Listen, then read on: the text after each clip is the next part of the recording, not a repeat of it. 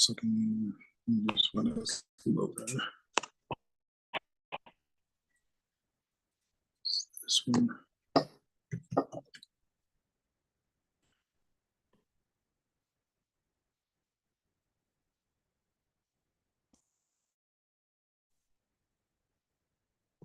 I'll be right with you, gentlemen. Just trying to log in and get everything open and up and running.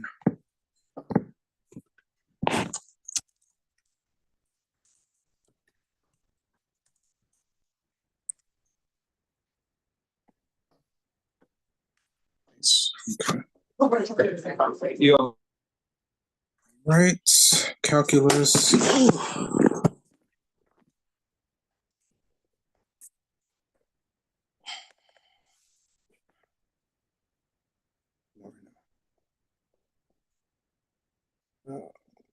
Chapter 2 is here.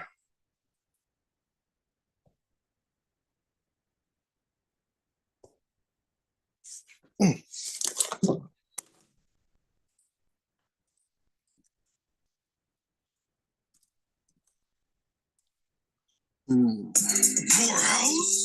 guess let's just quit this one.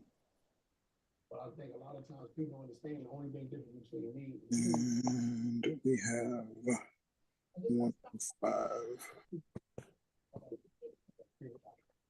Oh, Professor, is the test open today or is it open over the weekend? Now? I'm sorry. What did you say? It should be open now. Okay. Yeah. And when does it close again? The 20th, right? Monday. All right. Appreciate you. Okay, 79, right here. Okay. Done. Share the screen. Start the broadcast. Optimize. We'll start here. Let me log in here.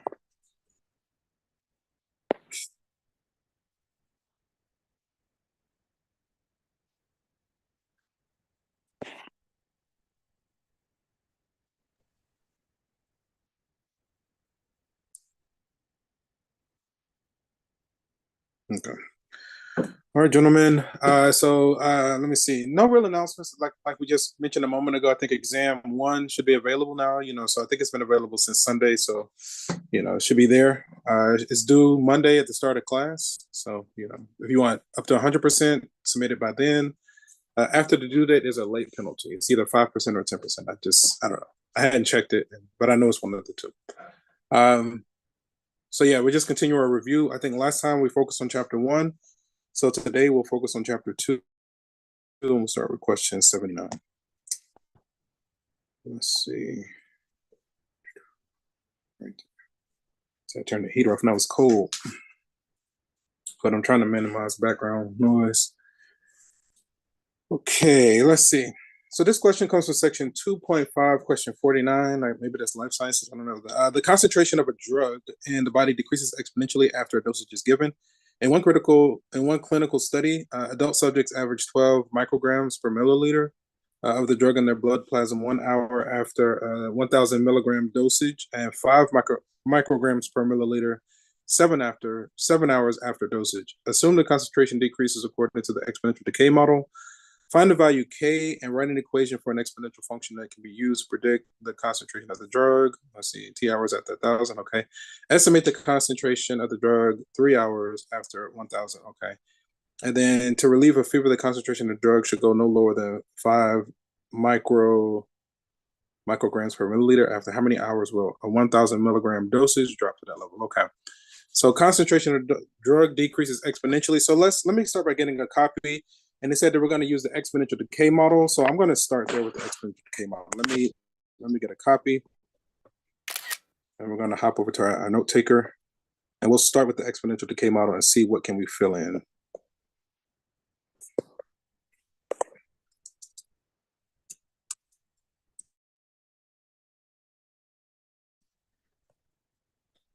Again. Okay.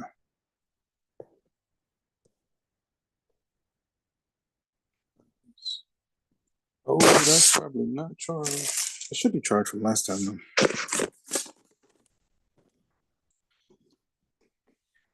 So if we start with the exponential decay,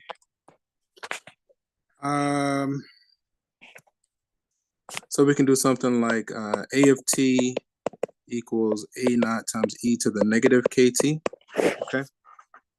It decreases exponentially after a dosage is given. In one clinical study, subjects averaged 12 micrograms per liter of the drug in their plasma after 1 hour. So per milliliter, I think that's just a measurement. So the time is 1 hour. It seems like we're starting with 1,000 milligram dosage after 7 hours. Okay, so let's see if we can plug in those two pieces of information. So it looks like our starting amount might be 1,000. Let me see.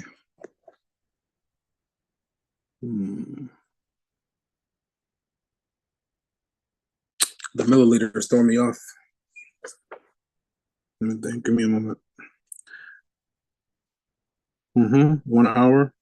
So we can let like the first time be 1 hour, and the future amount is 12 micrograms per milliliter. I'm trying to think that initially, like I'm trying to think how much do we start with? Is it because it's 1,000 milligrams? Do we start with 0? Or do we start with 1,000? Probably 1,000 if it's going to decrease. The only thing that's throwing me off are the units. Like because the units are a little bit different. I'm gonna view an example just to kind of make sure. So if I click on the view an example, to model. Okay, we got the right model. Let's keep going. Note that P naught is unknown after 1 hour. Okay, so that's fine. We plug that in and we know what that is. Yep. And then we can do the same thing. Okay. I think I got it. Okay. So let's not do that. So we're going to let the starting amount be our unknown or one of our unknowns. So let's just plug in what we have, right?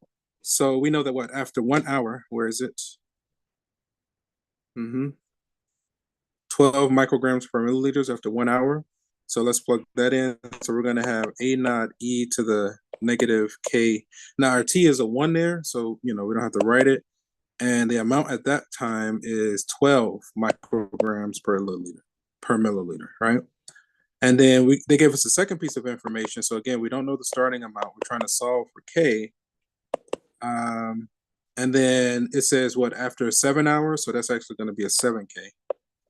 Because our t was 7, so we're going to put a 7k here. And it averaged 5 micrograms per milliliter, okay? So after 1 hour, they had 12. After 7 hours, they have 5. So we have 2 equations, 2 unknowns we should be able to solve. We could isolate A naught in both equations, or at least in one. Okay, so from the first one, if we isolate A naught, so multiply both sides by e to the k, we have that A naught equals 12 e to the k. All right, because you have a negative power, right? So it's a fraction, it's in the denominator, you multiply both sides by the denominator. So then we can take this and plug it into the second equation. And the only thing we won't know is k. Let's see. So we'll have 12 e to the k times e to the negative 7k equals 5. Now at this point, we have one equation, one unknown we can solve. When we multiply 2 exponentials at the same base, I think we add the exponent. So that's like a 1 plus negative 7 to give us negative 6. So this is the same as 12 times e to the negative 6k equals 5. Okay, we can divide both sides. I'm going to continue working over here. Divide both sides by 12. So e to the negative 6k equals 5 over 12. Okay. Take the natural log on both sides. These cancel, and that allows this to come down. So then ultimately k equals the natural log of 5 over 12 over negative 6. Okay. So that's our exact result. Let me look at the original. Find the value K and write an equation for an exponential function that can be used to predict the concentration of drug in microliters after 1,000 milligram dosage. So we have our K. Can we use that K to go back and solve for A naught? Okay. So let me crunch this number, and I'm gonna match the way the textbook does it. Yeah, that's the one, but that's okay. Right here.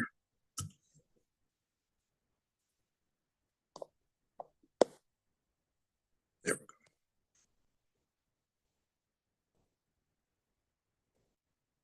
I think it's dragging today. Okay, so we got the natural log of 5/12 divided by -6.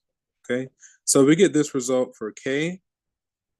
I'm going to test it here. How do I get to those windows?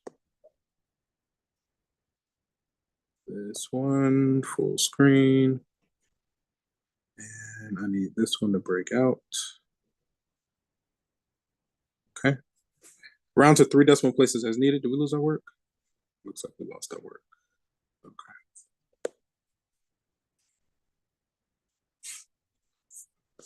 Natural log 5/12 divided by -6.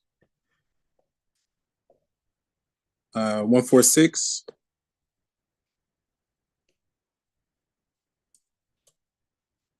Let's see if that works. Come on.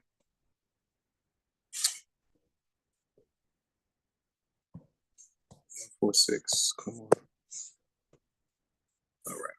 0.146 and check. Okay. So we got the K. All right. So it's asking us to choose. Let me zoom out some just so this looks a little bit better. All right. So okay, so we might need to solve for P naught. Let's go ahead and solve for P naught and then come back. So since we have our K, we can plug it into either of the two equations to solve for our A naught or P naught. Okay, so what I'll do, I'll use the one that's kind of on the right side of the screen. No.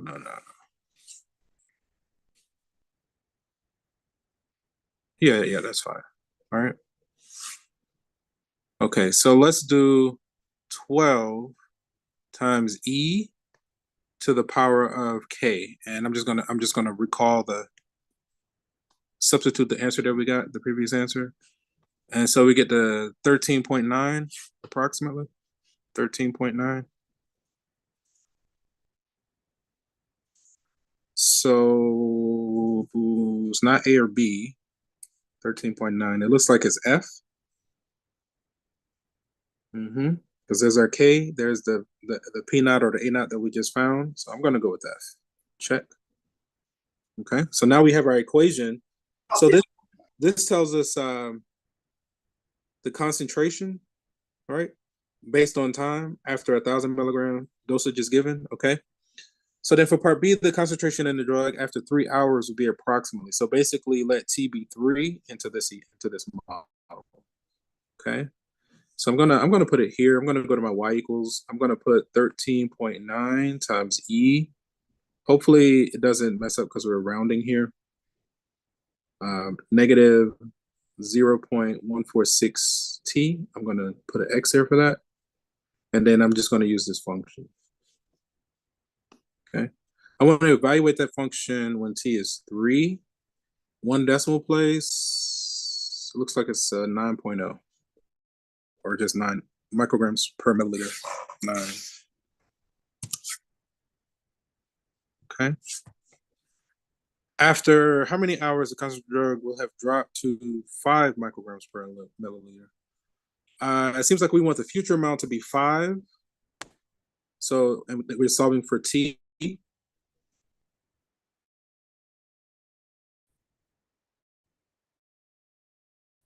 Okay. I'm gonna get a copy of that formula that we have right here.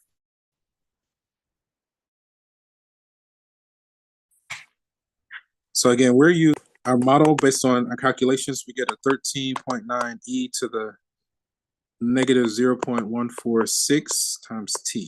So that's the model that we're using. Okay.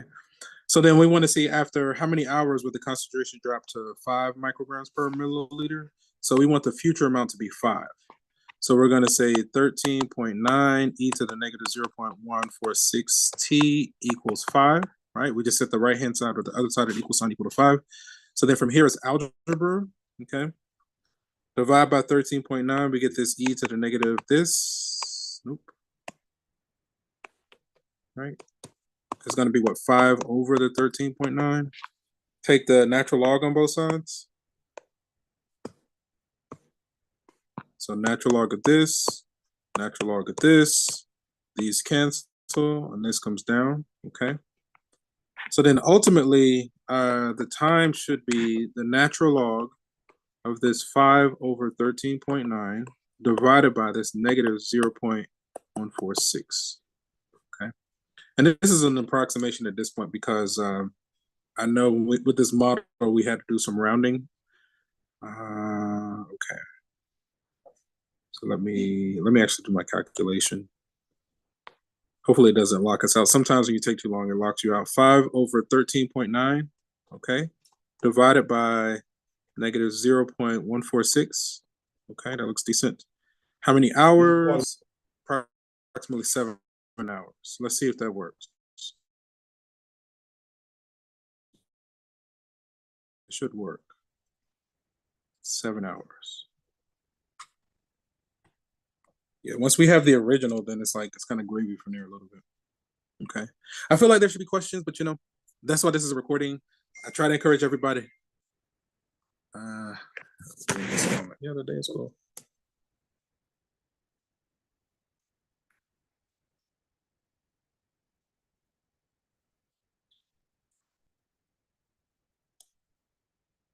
We get out at what? Around 7:30. 7:15. Yeah, I know we're 7:15. I'm just saying when I'm going to be available. Okay. Yeah, I can stay 15 more minutes. I'm just messing with you. I know this stuff is taxing. I remember being a student. Let's go to question 49. You know, let's go to question 49. Okay, let's go to question 49. All right. So this question comes from section 2.3, question 21. It says, find the equation of the line tangent to the graph of this. Okay. So I'm so tempted to try to use the shortcut, but I think for this purpose, we'll just do it part by part, right? So if we want the equation of the tangent line of this function when x is 2, again, the derivative gives us the slope of the tangent line at the point, right? So obviously we're going to take the derivative. That'll give us the slope of the tangent line.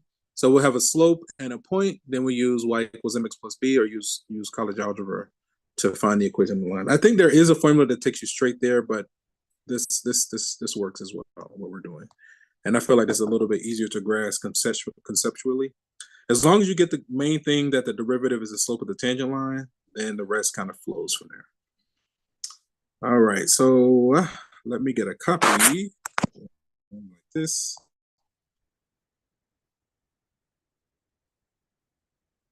Okay. And so, you know, hopefully either you have a study buddy or, you know, you can do it on your own,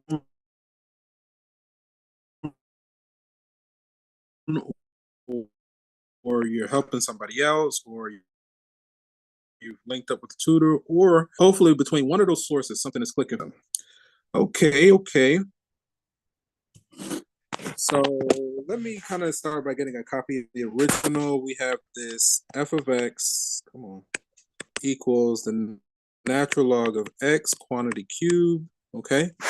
We want to evaluate this when x equals 2, okay? So let's go ahead and take the derivative, the first derivative. Chain rule, right? Derivative of the outside times the derivative of the inside. So the 3 comes down. Inside persists. We subtract 1 from the power times the derivative of the inside. I want to say the derivative of natural log is f prime over f, or du over u. So it looks like this is just going to be 1 over x. Okay. That's decent. Okay. So if this is derivative, so then if we let x be 2, that'll give us the slope of the tangent line when x is 2. So we'll do f prime of 2. That's going to be 3 times the natural log of 2 quantity squared times 1/2. Okay, that's fine. So let's use our trusty dusty rusty calculator. We could do just 3/2. 3 over 2 times the natural log of 2 quantity squared. I'm going to just match the parentheses. Okay, so this should be the slope. Okay, just, let me see. I'll round it. So this is approximately 720. I'll say 6795. 6795. This is our slope.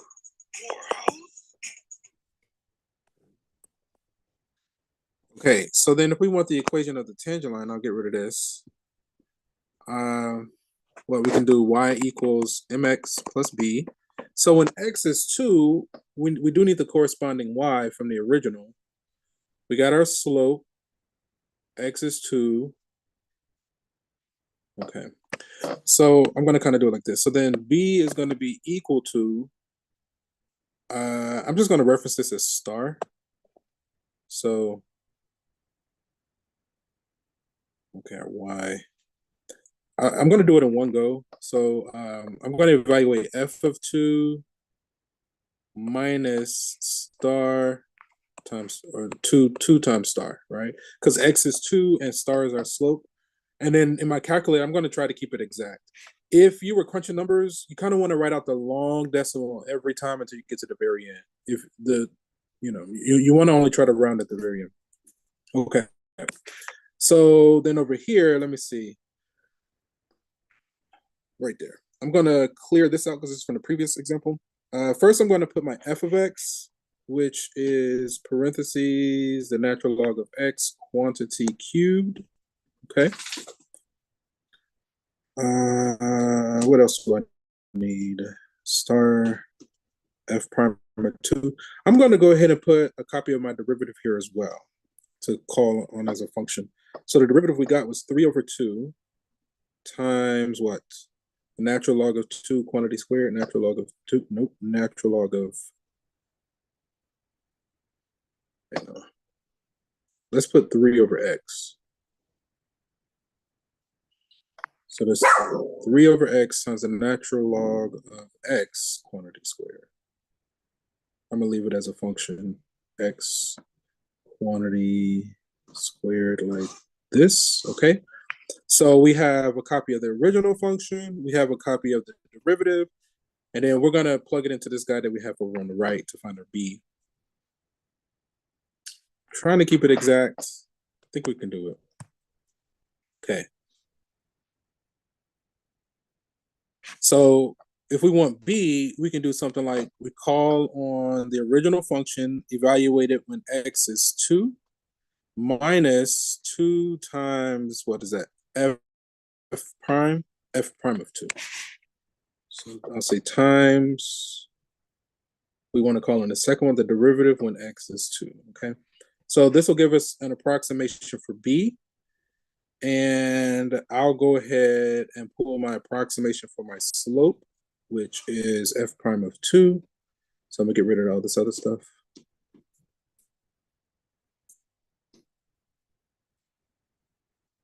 And I'll just have both of those ready to go.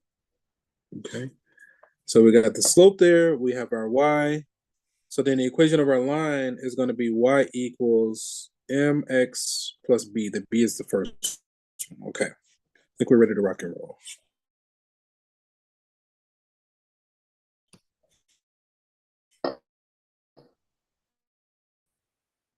Okay. Type your answer, keep it exact, and then round to 2 decimal places as needed. So again, if you are crunching your numbers along the way, you got to write out the long decimal every time, or keep it exact. What you saw me do here was my attempt at keeping it exact. In my equation editor, I put a copy of the original function. I also put a copy of the derivative, and then I tried to keep it exact until the end. On your end, you might write out the long decimal every time you crunch the number, and only round at the very end. Okay. slope-intercept form, y equals mx plus b. Do not round, and then round to, I think it's 2 decimal places as needed. Okay. Here we go. Moment of truth. If we can get this to work. Okay, that's looking good. Now we can see that was the slope. Ugh, it keeps acting up. Okay, let's go like this. Okay. Now it'll work. Okay. 2 decimal places, so 0.72 x minus 1.11. Now, what we could do if we wanted to check before submitting, we can graph the original function, plot the point when x is 2, and plot this line. And, you know, I know we did it once before. For the sake of time, I'm just going to go ahead and submit it. Okay, that was an adventure, right? A little bit of an adventure. So this is a recording. Again, you can always go back and pull it. Let's just keep going. We got a good amount of time. Let's try to get through as many of these as we can. Let's go to question 62. Question 62. So again, you know, I acknowledge that this could be a little bit extra. So this is why I do unlimited attempts. I give you a whole week to work on this. You know, it's not even proctored. You know, as long as you just try to learn as much as you can and get this stuff submitted on time, I usually don't make a big deal about other stuff. Now, that doesn't mean that you won't ever be responsible for this in a proctored environment, but for right now, just do what you got to do. Okay, so this question comes from section 2.4, question 27. I think LS stands for life sciences. It says the size of a certain insect population is given by this exponential growth formula, where T is measured in days. And what time will the population equal 600? So basically they're saying set the population equal to 600 and solve for T. I think I'm going to do my notes here, right? If we set the right-hand side equal to 600, divide both sides by 200, I think the right is going to be equal to 3. So then it should be T equals the natural log of 3 divided by 0.03. If I need to write that out, just let me know. So again, I'll just recap it audibly. So again, I'm setting the other side of the equal sign equal to 600. All right, I have 200 times E equals 600. Dividing both sides by 200, so that means on the other side I have what, 3. I take the natural log on both sides and then divide by that coefficient. T equals the natural log of 3 divided by 0.03, right? So natural log of 3 divided by 0.03. I think that's about the best we can do. It will take this many days, round to 1 decimal places as needed, 36.6 days for the population to equal 600 based on this model. 36.6 days. That was fun. And again, if you need to see that worked out, just request it. Let me check the chat real quick. Out acting 7:30. Is it too late to edit? Okay, out around 7:30. That's one of the greatest features that Apple included, was the ability to edit text. That'd be saving me a lot. Sometimes, you know, I'd be speed texting and I look back, I'm like, what the hell? This makes no sense. And sometimes it just be like totally controversial things, you know, like I totally did not mean to say that. Anyway. Ooh, put that on the charger. Okay, let's try to get some more in here. What time is it? Okay, let's go to question 44. Let's go to question 44. And yeah, like I'm a little bit passive as far as like, you know, not making you guys talk and all that kind of stuff. Again, I feel like you got enough stress. I feel like it's enough, right? If you want to talk, there are plenty of professors going to make you talk, you know, and I'm trying to be, you know, as amicable as possible because, you know, just for the sake of it. We're going to derivative, so probably the quotient rule. Let's do the quotient rule here. I'm gonna take some notes. I guess I'll just kind of go like this.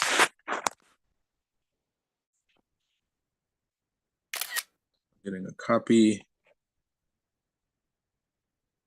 Yeah. I don't know. It's just kind of how like my favorite. I'm honestly just mimicking mannerisms of my favorite professors. Just coming through academia.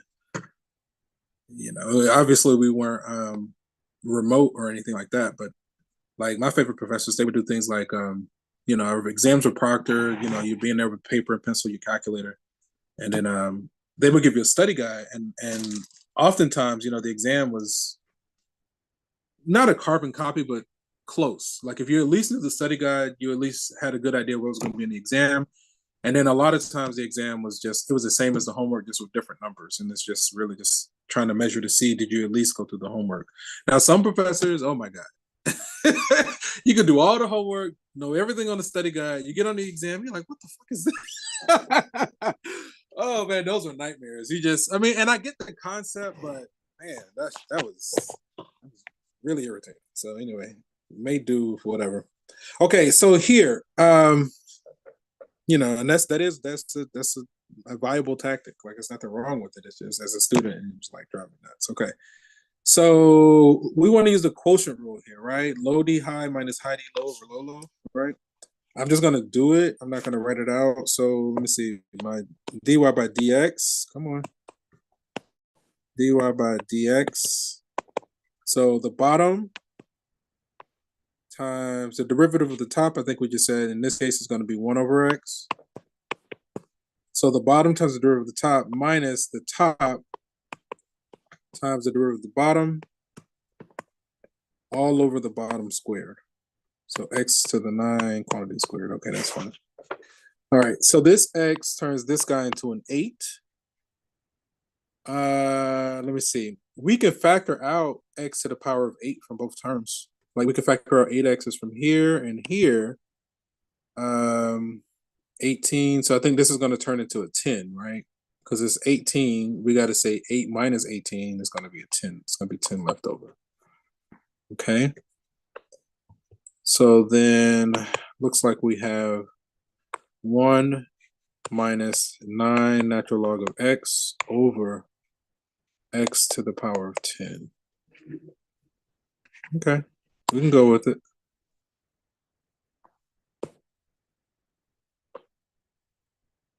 All right, let's see how it works. Oh, I'm so glad the days are at least getting longer. Like, this is my favorite time of year. I don't know why. I just love the sunlight and the warmth, and going to the beach and being outside as much as possible. Avoiding the mosquitoes though and the bugs, man. They be driving me nuts. They be ruining everything. But you know that comes with the nature of things. Let's hop here.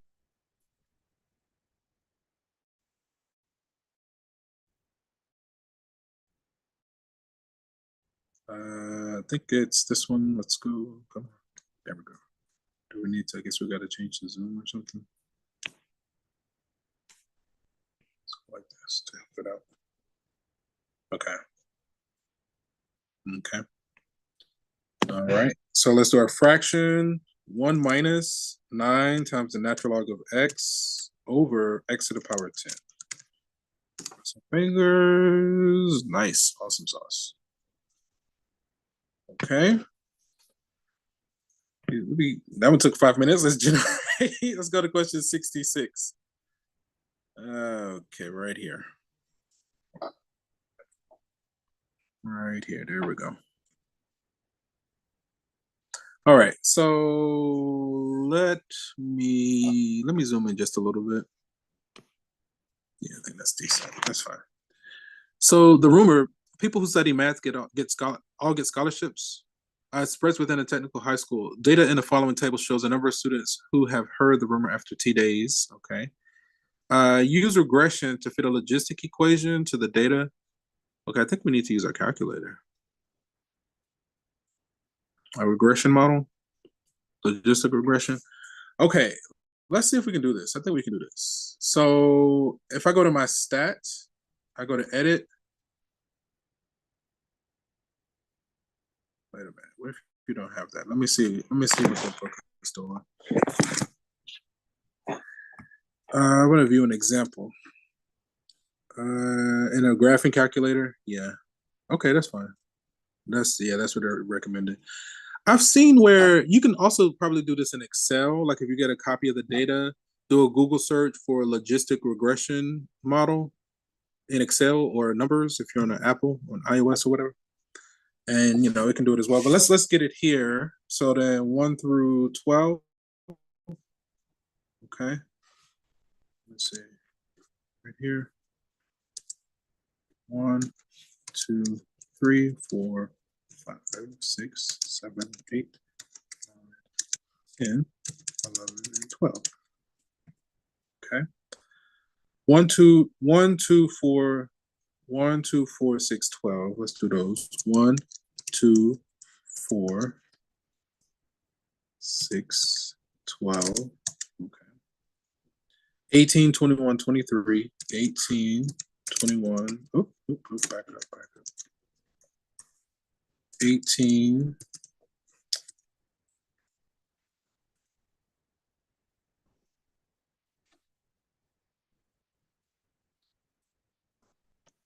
18, 21,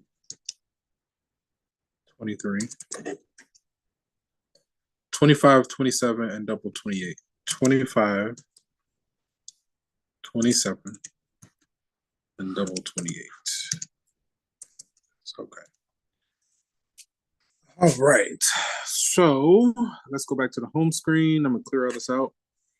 Let me go back to stats. And then in the center, it says calculate.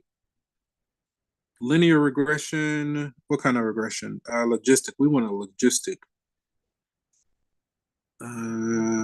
ln exponential power. There it is, part B, right? Or yeah, B.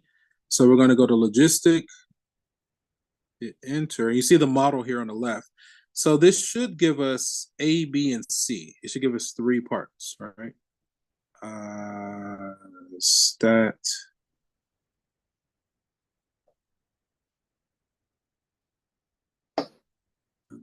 We'll call on that.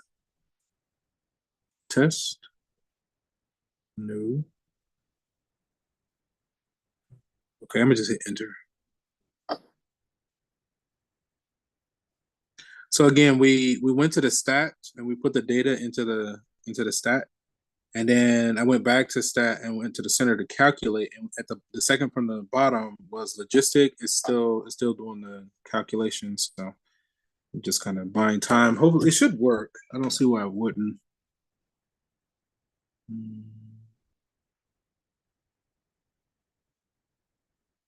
Okay.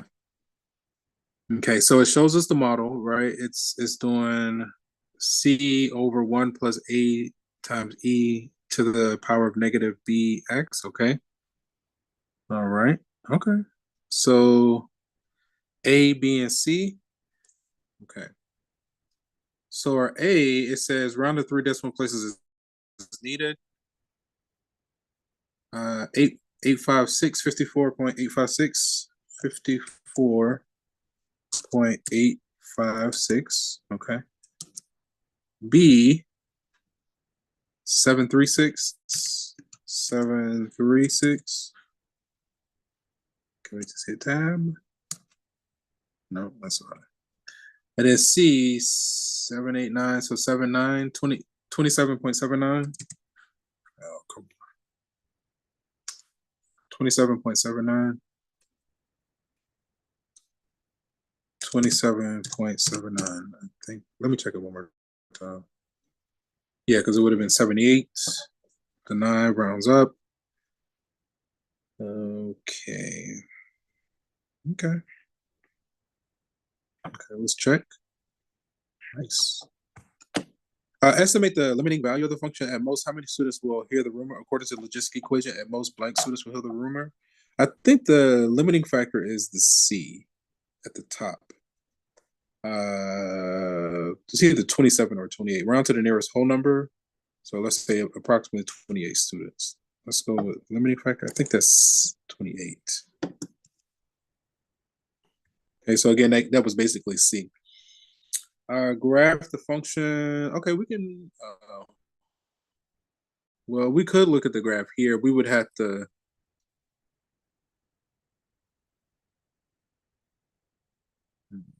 I know there's a way you can do it there, but I think I might just kind of wing it here. Okay, let's see if we can pull it. So if I go to graph, I have a y equals. I got some stuff in there I got to get rid of. Let's get rid of all this. Graph. No, not table. Calculate. Oh, we could type. Yeah, we would have to. Okay, I'm kind of. We basically like need to type this in, like store those values. So like what we can do is, let me see. Like if I did this 54, I'm hesitating because I don't really feel like typing out those long decimals, but I do want you to see how you could view this graph. So what I'm going to do is type out the long decimal and store them as the letters. So 54.8558843. I want to store that as alpha A, okay? And then the 0.7 33 57 37 8473. I want to store that as alpha B. Okay. And then it's 27.789. And there might be a faster way to go about this that I'm not aware of, but this should get the job done. I want to store this as C. Okay. So then what I want to do is go to my y equals, and the model that we're using is right here. So I'm going to say like my alpha C, it should call in the number that we just stored, divided by 1 plus alpha A times E to the power of a negative alpha B times X. Close off the exponent, close off the denominator.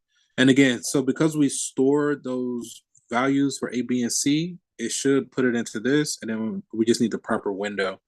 Our X's went from 1 to 12, and Y went up to like 30. So I'll do a window. X min, we can go like -2. The max we need to go is like maybe, we can go to like 15. We can go by ones on the X-axis. And then the Y, we just need to go to like 30. So we'll go to like -2. Y max will go up to 30. And we'll go by threes. A lot of those are close to 3. That'll give us 10 tick marks. So then when we hit graph, right, then we can match them up. So that looks proper. Let's see. So we might have to expand these guys because we need to see some details about these graphs. No.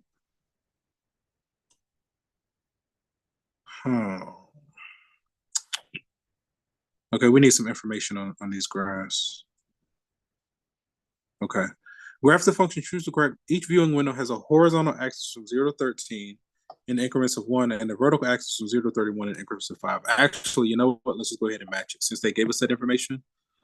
So 0 to 13. So we're going to go from 0 to 13 in steps of 1. And then from 0 to 31 in steps of 5. 0 to 31 in steps of 5. Okay. And then it should be an exact match. Okay. Since they gave us that information, let's go back like this. What, B? I think B is correct. The difference between B and D, the limiting value looks like it's different. It looks like the limiting value is lower in D. Wait a minute. 5, 10, 15, 20, 25, 30. 5, 10, 15, 20, 25, 30, 5, 10, 15, 20, 25. Yeah, D looks like it has a wrong limiting factor, the top part. So I'm going to go with B. That was an adventure. What time is it? 30 minutes. Okay. Find the rate of change and use the rounded values from part A for your calculations. Okay. So basically, taking this guy, take the derivative, right? They want us to take the derivative of this and write an expression for n prime. In terms of E, use integers or decimals, round to 3 decimal places as needed. Okay. I'm going to just take a screenshot of this. So we're basically taking the derivative of this guy here. And I'm just gonna write it out.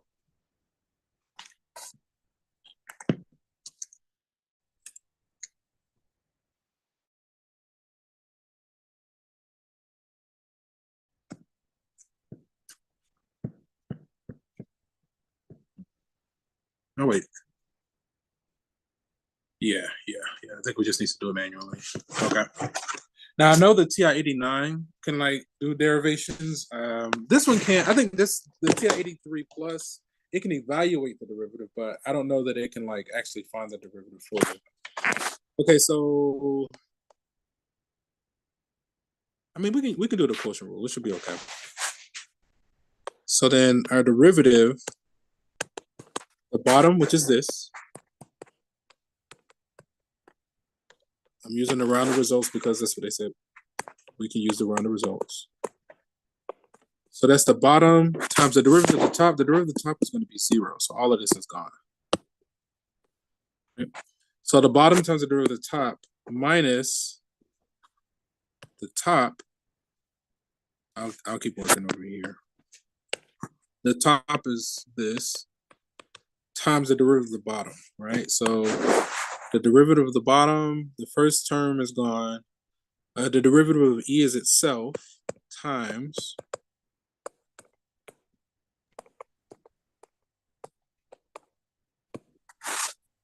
the derivative of the numerator. The derivative of the numerator, the power is this guy. Okay. So we said the bottom times the derivative of the top minus the top times the derivative of the bottom over the bottom squared. 1 plus 54.856 e to the negative 0.736 t quantity. Let me make that t a little bit more pronounced. Quantity squared. Okay. So again, that first part is going to 0. So essentially we have that. And then we probably should like combine like terms. We got like 3 constants that we need to multiply. Okay. I think we can work with this. I think I'm confident in this. We got a double negative at play here. So let me see. I'm going to hop here.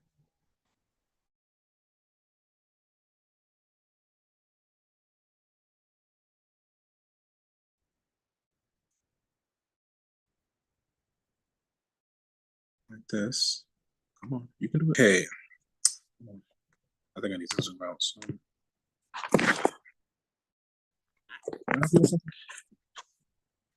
Nope, I'm in the middle of class. Thank you. I know you probably got to go. You're going to have to wait.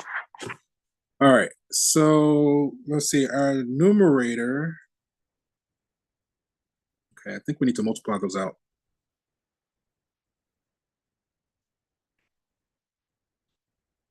Okay. Oh, so let's see. Double negative, so it should be positive. I'm going to say my 27.79 times 54.856 times 736, 0.736. Okay, so I just multiplied those numbers together. We get this number. Let me see. 3 decimal places is needed. 994. 1121,994. 1121,994. Oh no. Okay. 1121,994. So we can get this to work. 1121,994 times e to the power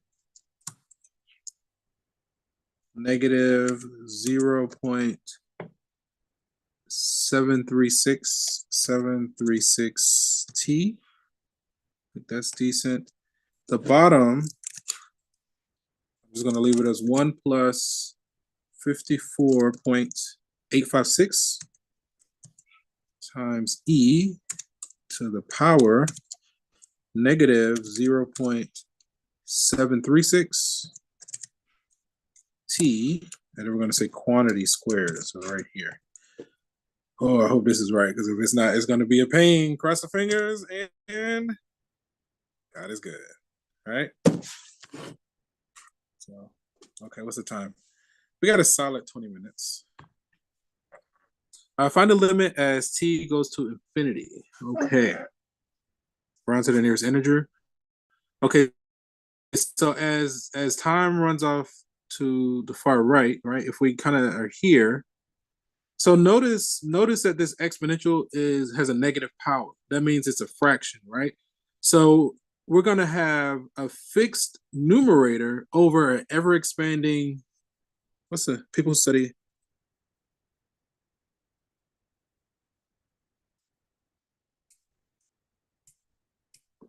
Let me check here real quick.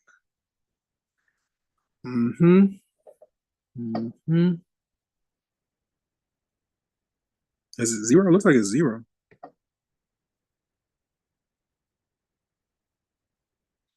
So yeah, as t goes off to infinity, right? We're gonna have some, like in the numerator, we're gonna have a fixed number over infinity, so that basically goes to zero. And then in the denominator, we're gonna have 1 plus again another fixed number over zero. So when you have like a fixed number over a ever expanding denominator, that term gets closer and closer to zero. So it looks like we're gonna have 0 over 1 plus 0 squared, which is ultimately just 0. Let me see, but that something seems off there. It should be the limiting factor. Let me see. Data in the following table shows a number of students who have heard the rumor after T days.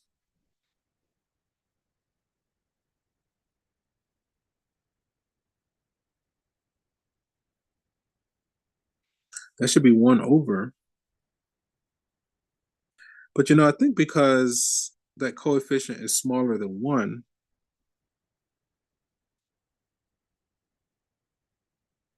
it really should just be that numerator.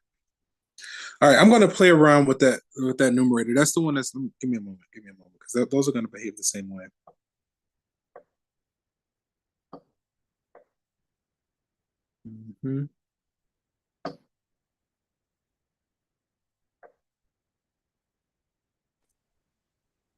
Okay. Here it is. So normally that's the case, right? The way we described it a moment ago, a fixed number over an ever expanding denominator is 0.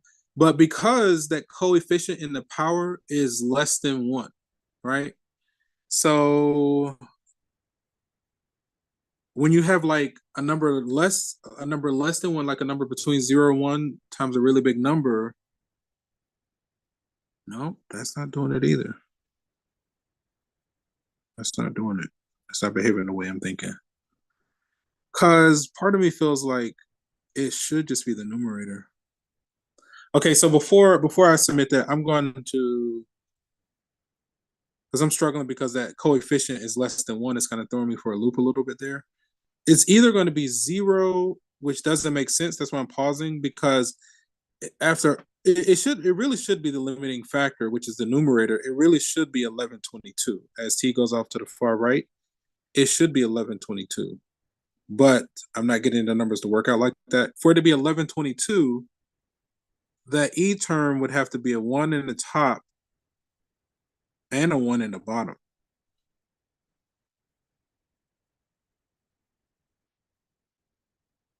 So again, let me I want to view the example again. I have an answer that I think it should be, but I want to just see what they do here. I just want to see something.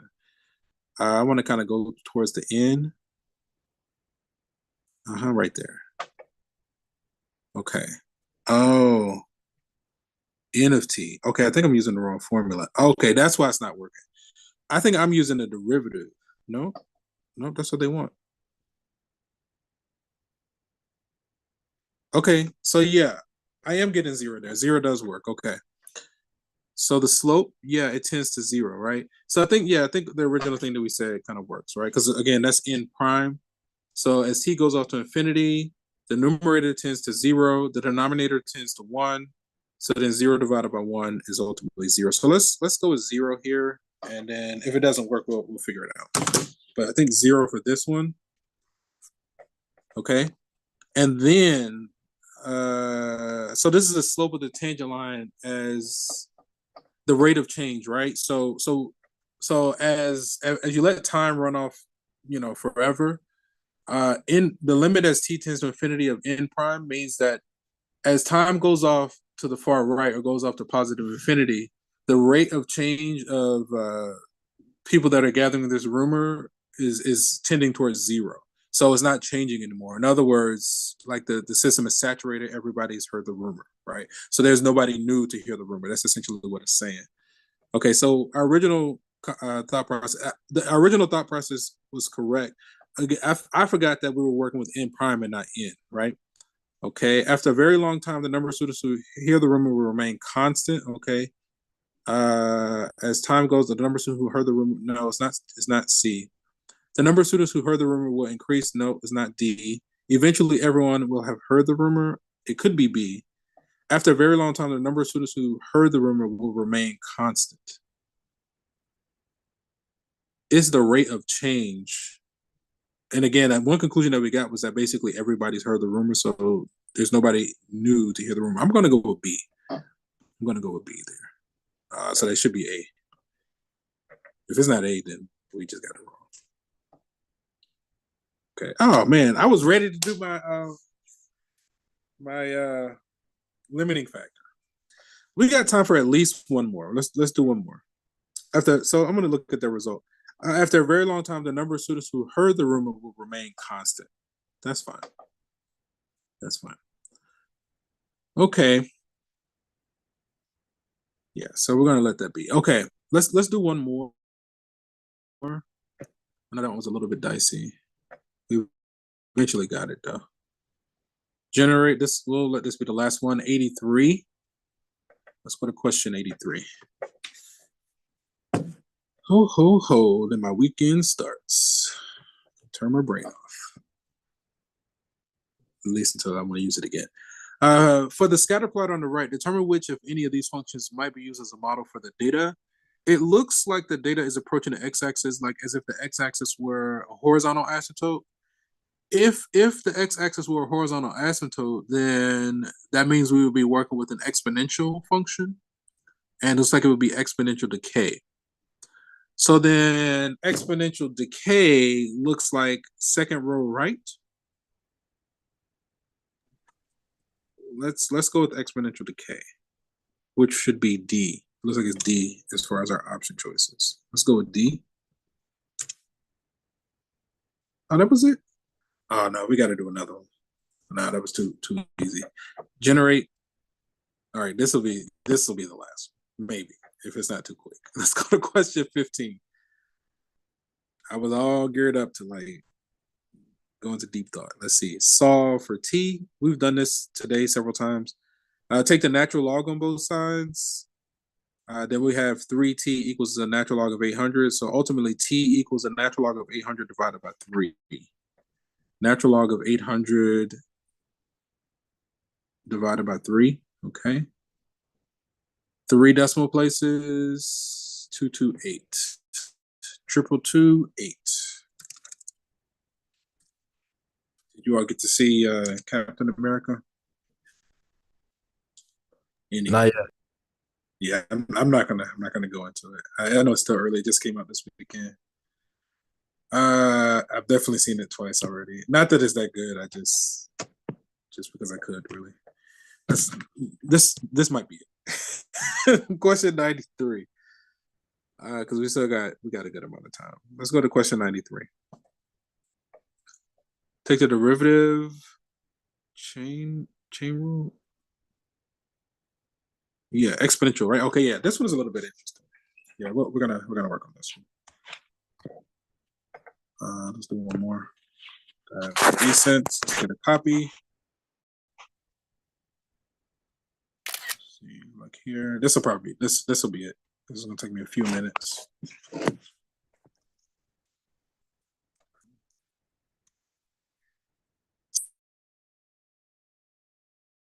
So I just watched, I think over the weekend, an older movie that got accolades, but I kept avoiding it because I thought it was a horror movie.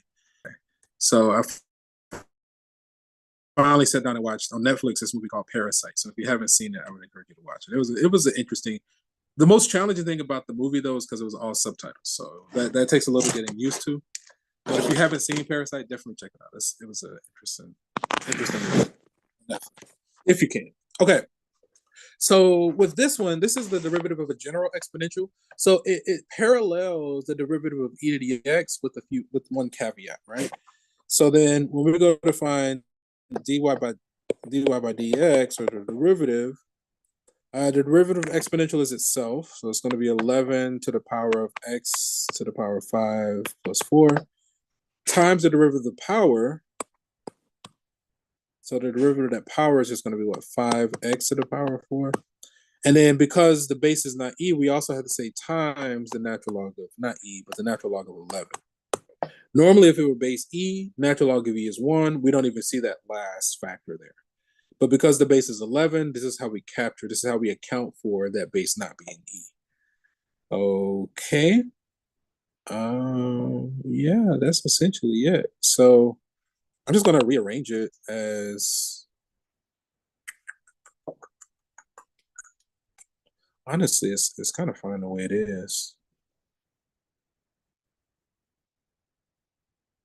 Yeah, I'm gonna just kind of go with it the way it is. We did like 3 more after I said we would stop, so that's enough. Let's go here.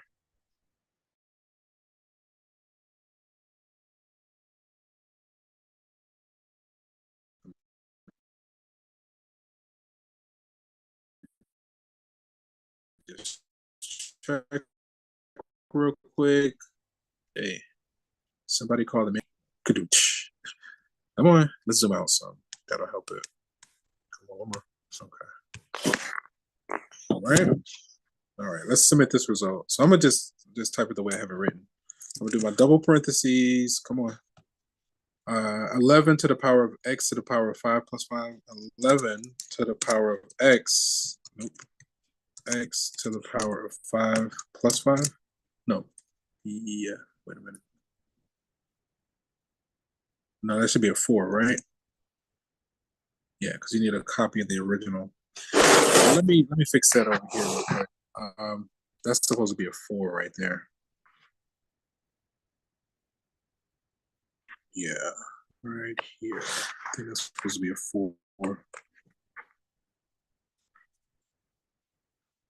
Okay. Just keep going. Of course, you're going to act up. Okay. And then 5x to the 4. So then times 5x to the power of 4. And then times the natural log of 11. I'm going to just go with it. Nice. All right, guys. I feel like there should be questions. Are there any burning questions before we go our separate ways? Going once, going twice. Forever hold your peas and rice. Okay. So if there are any burning questions, we're going to end the session here. Let me see. Yeah, so exam 1 is available, unlimited attempts. You can earn max up to 100%. It's due at the start of class on Monday. You can actually work on it past the due date on Monday, but there's a late penalty. So all assignments are unlimited attempts, and there's a nominal late penalty. Again, if there aren't any burning questions, we're going to go ahead and end the session here. And from one beautiful mind to another, have a great weekend, gentlemen, and we'll meet back on Monday. Monday, we'll start Chapter 3. So if you've already finished your exam, you got whatever score you'd like, you want to get a little ahead, we'll either go through 3.2 or 3.4. It's one of those two. So it just depends. I have to look at my notes.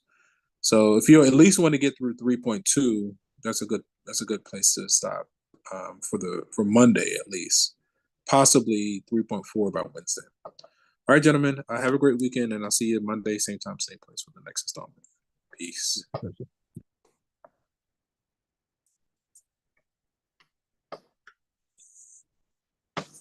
All right, let me stop sharing my screen. Let me make a copy of these notes available. I'm going to share. Share, come on. I'd like to share right here.